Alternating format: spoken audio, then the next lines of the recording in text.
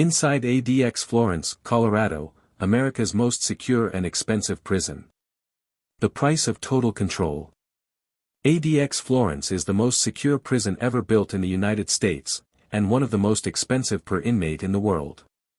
Designed to hold the country's most dangerous federal prisoners, it operates in near-total isolation, with extreme security measures that cost taxpayers tens of millions of dollars every year. Based on public records, court filings, congressional testimony, and investigative reporting, this documentary examines how ADX Florence came to exist, what it costs to run, and what happens when the justice system decides some humans must be completely removed from society. The silence that cost millions. They call it the quietest prison in America. No shouting. No crowds. No chaos spilling into the streets. Just silence. Engineered, enforced, and paid for down to the last concrete bolt. In the high desert of southern Colorado, surrounded by scrubland and distant mountains, there is a place where sound dies before it travels. Where doors do not slam. Where voices rarely rise above a whisper. Where men spend decades without touching another human being. This is ADX Florence. According to federal records, inmates here are confined to single cells for at least 22 hours a day. Some for 23. Meals are passed through narrow slots. Recreation happens alone, in concrete pens that resemble empty swimming pools. Conversations, when they happen at all, are conducted through thick glass, over phones that carry no warmth. And every year, this silence costs American taxpayers an extraordinary amount of money. By the government's own estimates, housing one inmate at ADX Florence costs more than double the average federal prisoner. Other analyses, citing staffing ratios, infrastructure, and medical care, put the real number even higher. Tens of millions annually, for fewer than 400 people. So the question isn't just what happens inside. The question is, why does this place exist at all, and what does it say about how far the system is willing to go? Because ADX Florence was not built out of fear alone. It was built out of failure. Out of blood. Out of lawsuits. And out of a single moment when the federal prison system lost control. Before ADX Florence existed, the Bureau of Prisons believed it already had a solution for its most dangerous inmates. High-security penitentiaries. Control units. Administrative segregation. But in the 1980s, those solutions began to collapse. According to court filings and Department of Justice reports, violence inside federal prisons was escalating. Guards were being assaulted. Inmates were coordinating attacks across units. Organized crime figures, domestic terrorists, and international extremists were still communicating, still exerting influence, even from behind bars. Then came a breaking point. In October 1983, 2 federal correctional officers were murdered inside a high-security penitentiary in Indiana. According to trial records and contemporary news coverage, they were killed by inmates who managed to obtain weapons and coordinate the attack inside what was supposed to be one of the most secure facilities in the country. The message was unmistakable. Maximum security was no longer enough. The federal government needed something beyond maximum. It needed total control. Planning documents from the late 1980s reveal the mindset clearly. Officials did not want a prison that relied on force. They wanted one that eliminated opportunity. No shared spaces. No blind corners. No chance encounters. No human variables. Every movement would be scheduled. Every interaction controlled. Every inch designed to prevent cooperation, communication, and rebellion. ADX Florence would not just confine bodies. It would isolate minds. Construction began in the early 1990s. According to federal budget records, the facility cost tens of millions to build, an enormous sum at the time for a prison with such a small population. Special concrete blends were used to prevent drilling. Windows were designed to allow light but prevent any view of the outside world. Cells were angled so inmates could not see one another. Even plumbing was engineered to limit noise transmission. Nothing was accidental. Every feature had a price tag. And every price tag was justified as necessary. When ADX Florence officially opened in 1994, it was presented to the public as a last resort. A place for inmates who could not be safely housed anywhere else. The worst of the worst, according to government statements. But Internal Bureau of Prisons policies, later disclosed in litigation, tell a more complicated story. Placement at ADX was not solely based on violence. It could be triggered by alleged influence, communication ability, or perceived risk. Inmates could be sent there for attempted escapes, gang leadership, or simply being deemed too disruptive elsewhere. And once inside, getting out was extraordinarily difficult. Court filings show that inmates often spent years, sometimes decades, in near-total isolation before being considered for transfer. For many, ADX Florence was not a step down the ladder. It was the end of it. From a financial perspective, ADX Florence operates unlike any other prison in the country. Staffing levels are significantly higher than average. According to congressional testimony, correctional officers at ADX manage far fewer inmates per guard than in standard facilities. Specialized training is required. Overtime costs are substantial. Psychological services, litigation defense, and medical care, all magnified by the effects of long-term isolation, add layers of expense. Then there is maintenance. The very features that make ADX secure also make it costly to maintain. Electronic locking systems. Redundant surveillance. Reinforced materials that are expensive to repair. Even routine fixes require specialized contractors and heightened security protocols. Every year, the cost continues, whether cells are full or not. And yet, despite the expense, ADX Florence became the model. According to investigative reports, states and foreign governments sent delegations to study the facility. The concept of supermax incarceration spread rapidly through the 1990s and early 2000s. Dozens of similar prisons were built across the United States, each promising safety through isolation. But ADX remained the extreme. The place where the rules stopped bending. The place where time slowed down. Inside, days are measured differently. Former inmates, speaking in court affidavits and media interviews, describe an existence stripped of markers. No shared meals. No work programs. No casual conversation. The lights dim and brighten on a schedule that never changes. Meals appear. Meals disappear. Silence fills the gaps. Some prisoners reportedly went years without physical contact, not even a handshake. Mental health experts, citing medical evaluations submitted in lawsuits, have warned that prolonged isolation can cause severe psychological harm, anxiety, hallucinations, paranoia, cognitive decline. The Bureau of Prisons disputes some of these claims, arguing that ADX inmates receive regular evaluations and that restrictions are necessary for safety. The debate has played out repeatedly in federal court. And every lawsuit costs money too. ADX Florence is not just a prison. It is a legal battlefield. Inmates have challenged their conditions under the 8th Amendment. Families have questioned indefinite confinement. Advocacy groups have called the facility inhumane. The government has defended it as essential. Each case generates filings, hearings, expert testimony, settlements, or appeals. Each one adds to the bill. What makes ADX Florence uniquely disturbing to some critics is not just the isolation. It's the permanence. According to Bureau of Prisons policy documents, inmates must complete a multi-phase step-down program to leave ADX, a process that can take years and can be reset for minor infractions. Critics argue this creates a system where release is theoretically possible but practically rare.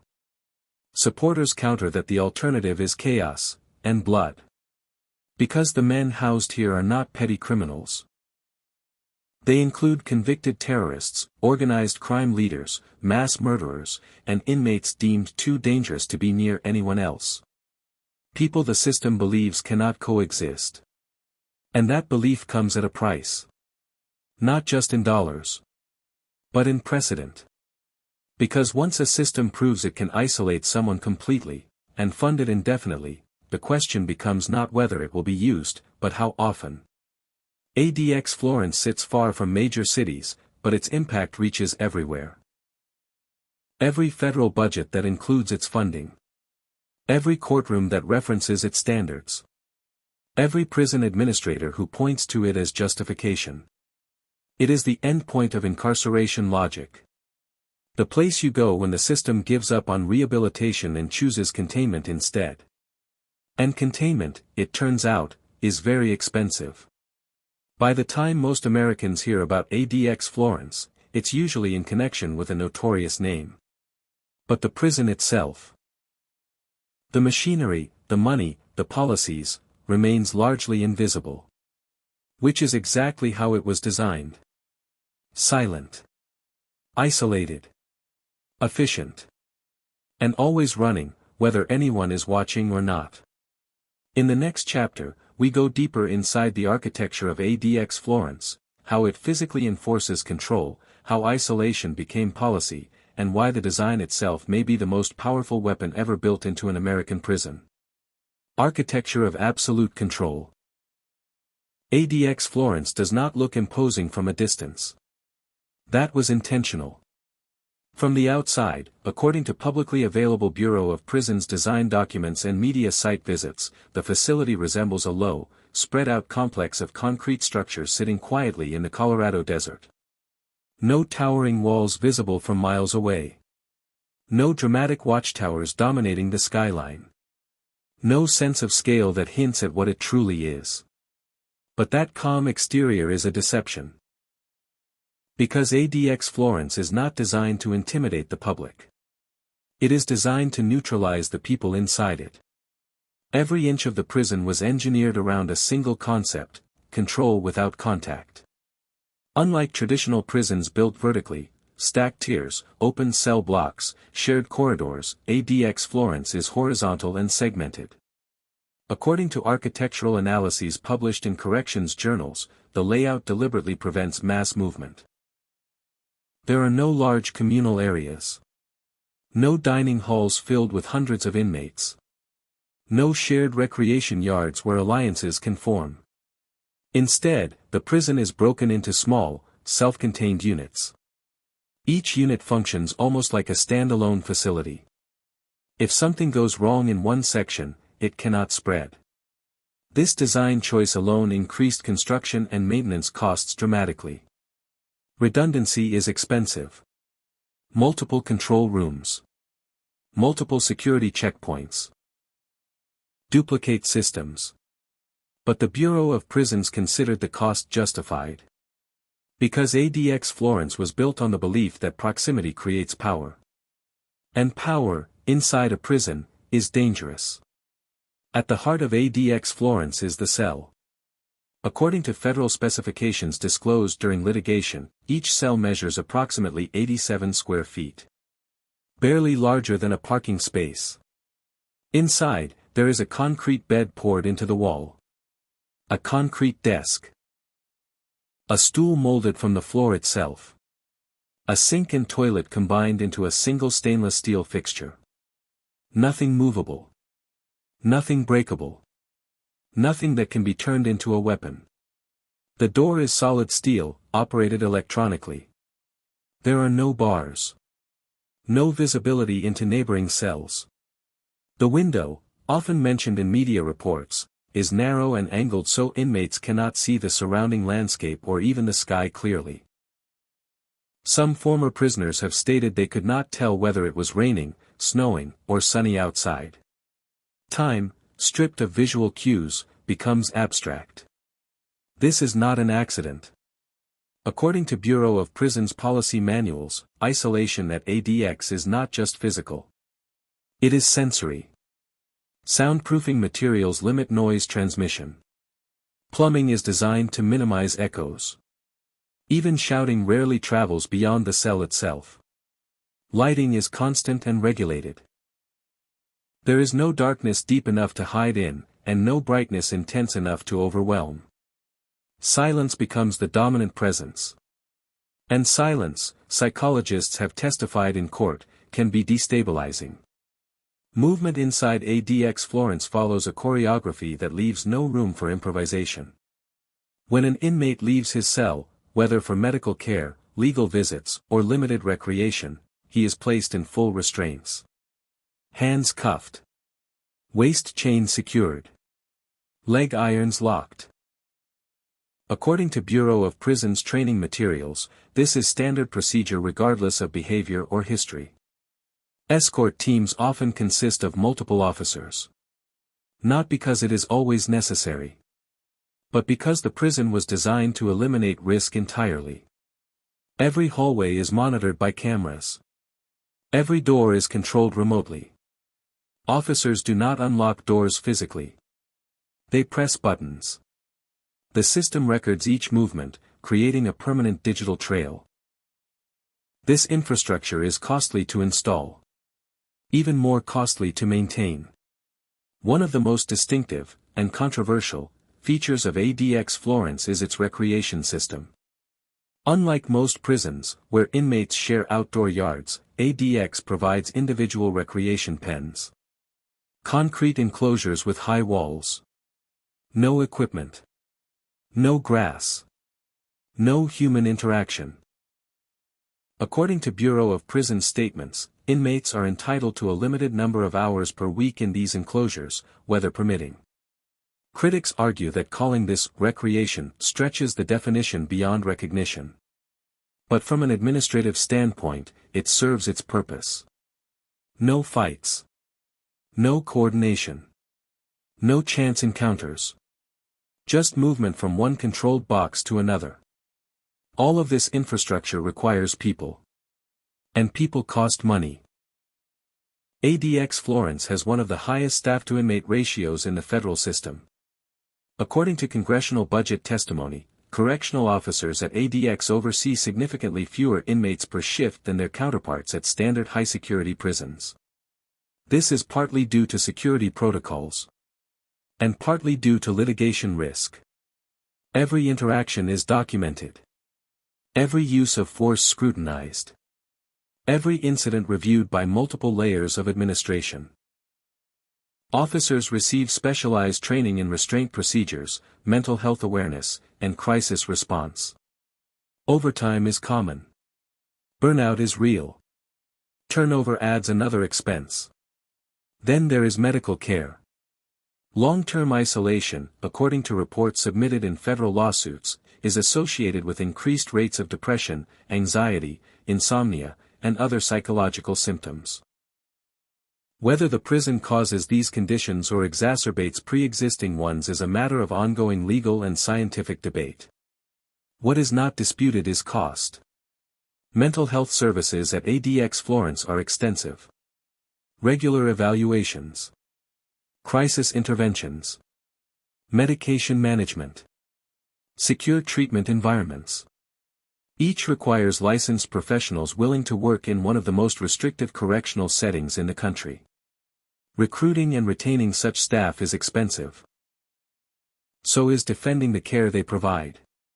ADX Florence exists under constant legal scrutiny. Conditions of confinement lawsuits have forced the Bureau of Prisons to produce thousands of pages of documentation. Internal policies.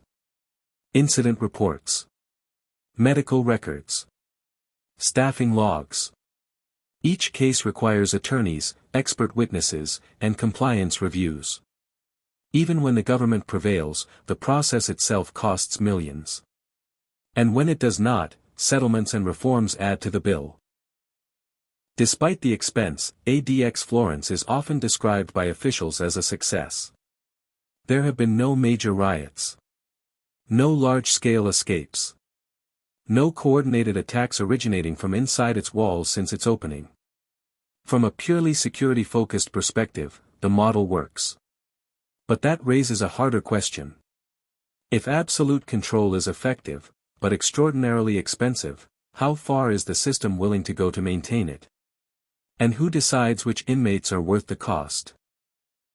According to Bureau of Prisons Placement Guidelines, ADX Florence is reserved for inmates who pose the greatest risk to the safety and security of other institutions. This includes individuals convicted of terrorism-related offenses, high-level organized crime figures, and inmates with histories of violence inside prison. But internal reviews, cited in investigative reporting, suggest the criteria are not always clear-cut. Transfers can be influenced by intelligence assessments, perceived influence, or administrative discretion. Once inside, the path out is narrow. And every additional year an inmate remains at ADX adds another 6 figures, or more, to the total cost. The prison's defenders argue that the expense is justified. That the alternative, housing these inmates elsewhere, would endanger staff, other prisoners, and the public.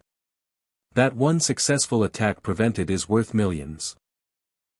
Critics counter that isolation on this scale is not only ethically questionable but financially unsustainable.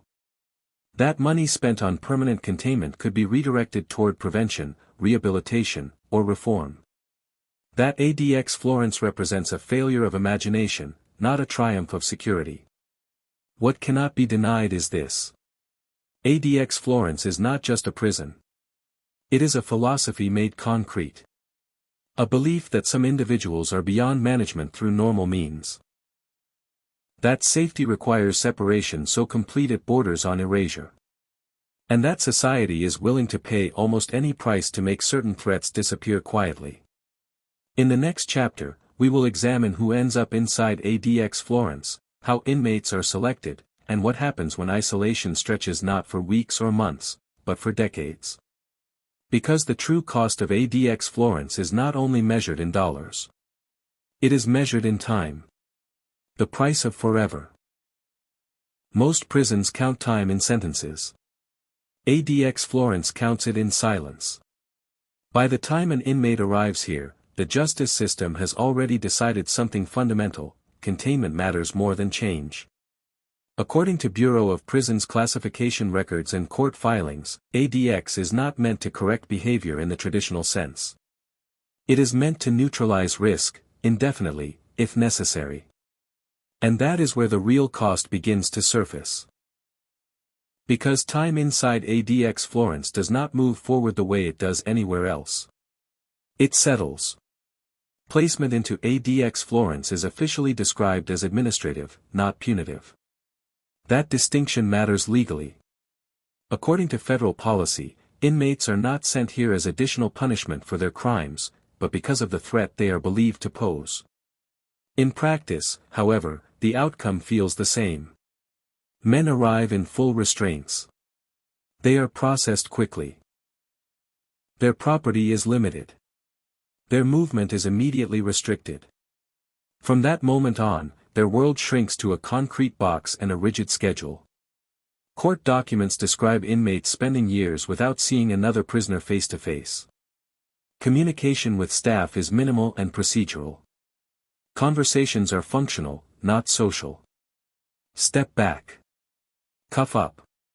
Turn around. Language becomes mechanical. Human connection becomes incidental. According to testimony from former Bureau of Prisons officials, ADX Florence operates on a tiered system known as the step-down program. In theory, inmates who demonstrate sustained compliance can gradually earn more privileges, including limited group interaction and eventual transfer to a less restrictive facility. In theory. In reality, the process is long, opaque, and fragile. Court filings reveal that progression can be delayed or reversed based on minor infractions. Some as small as refusing a cell inspection or possessing unauthorized reading material. Inmates report that years of compliance can be undone in a single moment. Each reset means more time. Each year means more money. The financial implications of indefinite confinement are staggering. According to publicly available budget analyses, the average cost of a federal prisoner is already significant. At ADX Florence, that number multiplies. Staffing costs remain constant regardless of behavior. Infrastructure expenses do not decrease over time. Medical and psychological care often increase as isolation wears on inmates. And aging inmates introduce a new layer of expense. Chronic illness. Mobility issues. Cognitive decline. Specialized care delivered under maximum security conditions. All paid for by the same system that decided these individuals must never be free. One of the most controversial aspects of ADX Florence is the length of confinement. Some inmates have spent over 2 decades in near total isolation. According to court records, several prisoners entered ADX in their 30s or 40s and are now elderly, having spent the majority of their adult lives inside a single cell. For them, ADX is not a phase. It is life. This reality has drawn international attention. Human rights organizations, citing United Nations guidelines, have criticized prolonged solitary confinement as potentially constituting cruel treatment. The U.S. government has disputed these characterizations, arguing that ADX conditions are necessary, lawful, and regularly reviewed. The debate continues. So do the costs. ADX Florence also creates a unique legal paradox. Because it is so secure, it becomes the default destination for inmates involved in high-profile cases. Terrorism prosecutions. Organized crime trials. National security matters. Judges, prosecutors, and defense attorneys all reference ADX in their calculations. Sometimes explicitly. Sometimes implicitly. The existence of ADX changes the stakes of sentencing. Because a life sentence in a standard prison is not the same as a life sentence in ADX Florence. And everyone in the courtroom knows it. According to sentencing memoranda in multiple federal cases, placement at ADX has been raised as a concern by defense counsel and as a justification by prosecutors. The prison's reputation alone exerts pressure. That reputation was built deliberately. And maintaining it costs money. What makes ADX Florence financially unique is not just how much it costs per inmate, but how little flexibility the system has once someone is placed there. Cells cannot be repurposed. Staffing levels cannot be reduced easily. Security protocols cannot be relaxed without undermining the entire concept. This is a fixed-cost institution. And fixed costs accumulate. Year after year. Budget cycle after budget cycle. Regardless of outcomes. Critics argue that ADX Florence represents a form of institutional inertia. Once built, once staffed, once justified, it becomes self-perpetuating. The system adapts to support its own existence. More threats are identified. More placements approved. More funding allocated. Not necessarily because conditions are worsening, but because the machinery already exists. Supporters counter that this is a cynical view. That ADX Florence remains small by design. That its population is tightly controlled. That without it, the federal prison system would face unacceptable risks. Both sides point to data. Both sides cite safety. Only one side writes the checks. There is another cost that does not appear in budgets. The cost of precedent.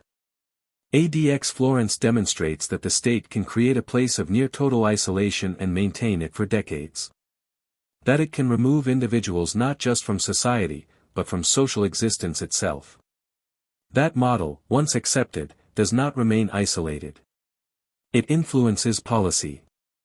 It shapes future designs. It lowers the threshold for extreme measures.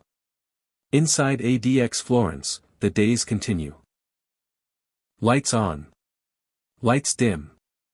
Meals delivered. Meals retrieved. Outside, the prison barely registers. No protests at the gates. No headlines most weeks. No public tours. Silence, once again, doing its job. ADX Florence was built to solve a problem. It succeeded. But in solving that problem, it created another. A system so effective at containment that it removed urgency for alternatives. A solution so absolute that reform becomes irrelevant inside its walls. And a financial commitment that will continue as long as the prison exists. Which, according to federal planning documents, may be forever. The true cost of ADX Florence is not just measured in dollars per inmate or millions per year. It is measured in what society is willing to normalize. Total isolation. Permanent exclusion. Security without end. Because once you build a place designed for forever, you must be prepared to pay for forever too. The gates of ADX Florence never slam shut in the way people imagine.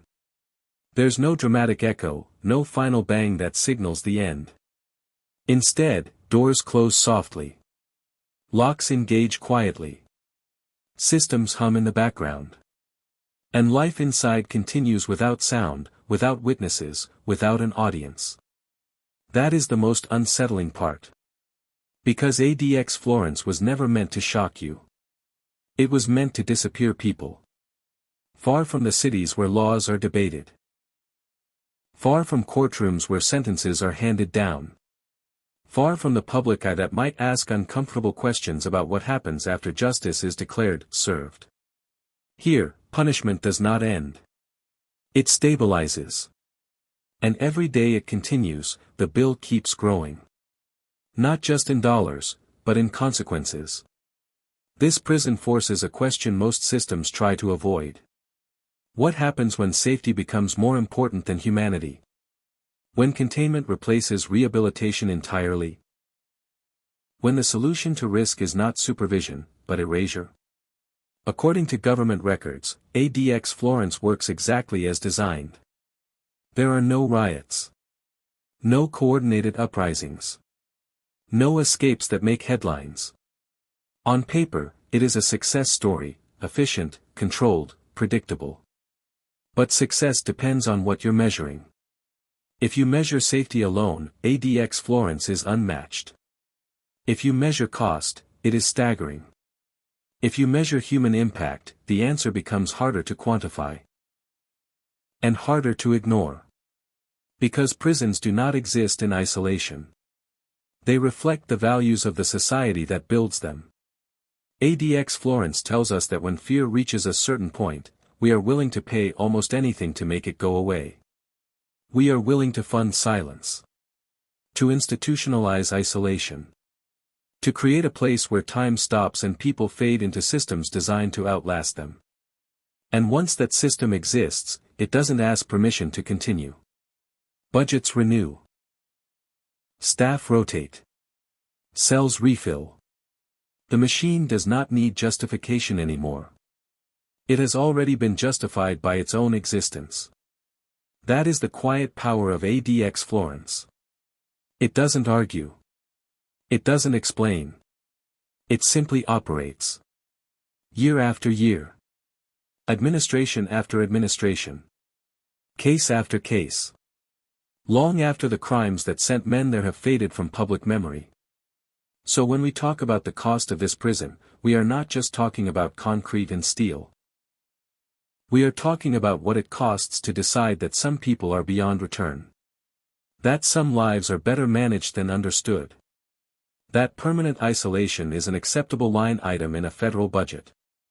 Because once a society builds a place like this, the question is no longer can we do it? The question becomes, how often will we choose to? And who decides where the line is drawn next? ADX Florence stands in the desert, silent and unseen, doing exactly what it was built to do. And as long as it stands, it asks us a question it will never answer itself. What is the true price of absolute control? And are we still willing to pay it?